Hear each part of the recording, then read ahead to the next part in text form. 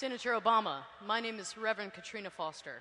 I'm the pastor of Fordham Evangelical Lutheran Church in the Bronx and part of the Northwest Bronx Community and Clergy Coalition. Senator, your health plan includes a mixture of private and public insurers. Medicaid, Medicare, S-CHIP, the state's children's health insurance plan, has proven itself to be cost-effective and effective in providing health insurance to children like Alexiana and others who would otherwise be uninsured. Private insurers have proven themselves to be big-budgeted and not so good on the cost when it comes to insuring people, especially when people are ineligible because of pre-existing conditions, because of poverty, because of lack of COBRA. Senator, would you agree that it would be better for this country and for the health of our people to expand the use of Medicaid, Medicare, and S-CHIP and not to further reward private insurance through our hard-earned tax money? Well,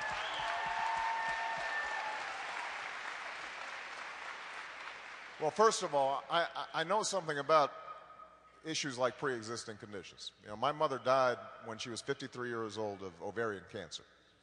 And in those last few months of her life, I remember she wasn't thinking about how to get well. She was reading insurance forms because she had just gotten a new job, and her insurer on this new job was saying, well, maybe this is a pre-existing condition, and we won't have to pay your medical bills. So I know what it's like to see a loved one suffer, not just because they're sick, but because of a broken healthcare system. Now, if I were designing a system from scratch, I would probably move more in the direction of a single-payer plan. But what we have to do right now, because of people like Deirdre and her daughter, is I want to move to make sure that everybody's got coverage as quickly as possible. And I believe that what that means is we expand S-CHIP. It means that we extend eligibility for some of the government programs that we have. We set up a government program, as I've described, that everybody can buy into, and you can't be excluded because of a pre-existing condition. We will negotiate with the drug companies.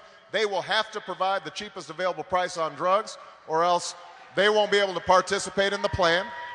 And we will not completely eliminate the private market because half of the people are still getting insurance from the private marketplace. But we will give them a choice so that if they feel as if they're being price gouged, they are going to have a legitimate alternative that they can access so that every single person has the coverage they deserve. Thank you very much, Senator, and thank you to our first group of community leaders. Thank you, young lady. Don't wear high heels when you get my job, okay? Second group of community leaders, will you please join Senator Barack Obama on stage? And it'll be the same format, Senator. First story comes from? My name is Deborah Carr. I'm from Des Moines, Iowa, originally from Waterloo. I want you to caucus for me. I got to ask anybody from Iowa. I'm representing Citizens for Community Improvement Diversity Action Committee. My family story is about a single mother who's worked hard as a successful entrepreneur to secure the first home for her family. Little did she know that purchasing this home, she would be in a predatory adjustable rate mortgage with a soaring interest rate of 11.75%. Currently caring for a severe asthmatic child with chronic hospitalizations, the family has been denied health care benefits because they say she makes too much money, and she's denied Social Security disability benefits. Now, facing foreclosure and no opportunity to refinance because of this soaring astronomical medical debt, the family had to choose between paying the mortgage or the life of the child. Our family chose life for the son. And as a result, no child and no family should have to be left homeless on the street to figure out where they're going to live when the child can't breathe. No hardworking American citizen that's trying to secure and sustain the American dream should be in this position.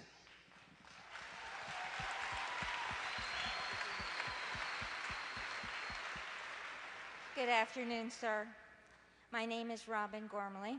I live in Des Moines, Iowa, and I'm a member of Iowa Citizens for Community Improvement.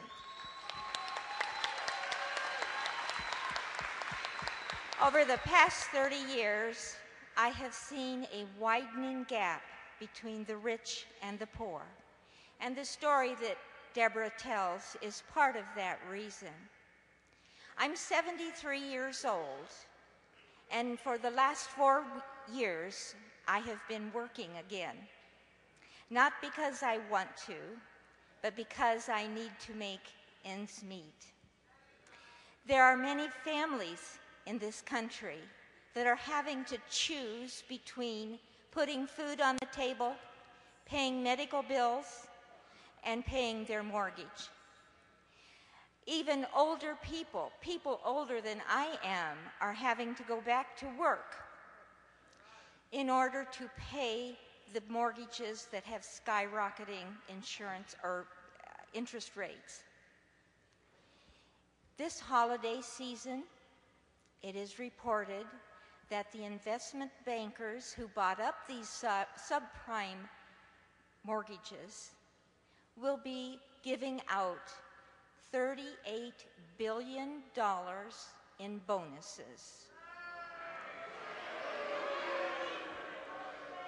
At the same time, millions of families in this country are facing the prospect of foreclosure.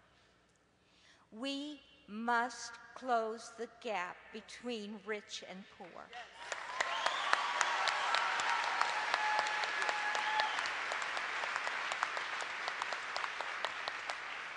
My question to you, Senator Obama, is what will you do? What are your ideas to help us achieve this goal? Well, it's an excellent question, and I thank you for sharing your story and yours as well. Look, this is one of the reasons I am running for the presidency of the United States of America, because we've lost balance in our economy. We have CEOs making more in 10 minutes than most people here are making in an entire year. And it's not right, and it's not fair, and it's not good for America. It's not good for our economic growth. And part of the reason is because we've got special interests who have been driving the agenda in Washington for too long. And part of my job, because I'm not funded by special interests and lobbyists, they are not going to work in my White House, and they will not drown out the voices of the American people when I'm President of the United States of America. That's why I'm running. That's why I'm in this race. Now, let me tell you specifically what we need to do. Number one, we have to restore fairness in our tax system. So I've already said we are rolling back those tax cuts on the top 1% that Bush gave out, because we need that money to provide health care for people who need it. We are going to give tax relief to people who need it. So what I've already said is I've put forward a proposal, a tax plan that says we're going to close the loopholes to companies that ship jobs overseas or are setting up tax havens in the Cayman Islands. And as a consequence, we're going to be able to provide relief. We will take the first $15,000 worth of payroll tax that you're paying. We're going to set up an exemption for that.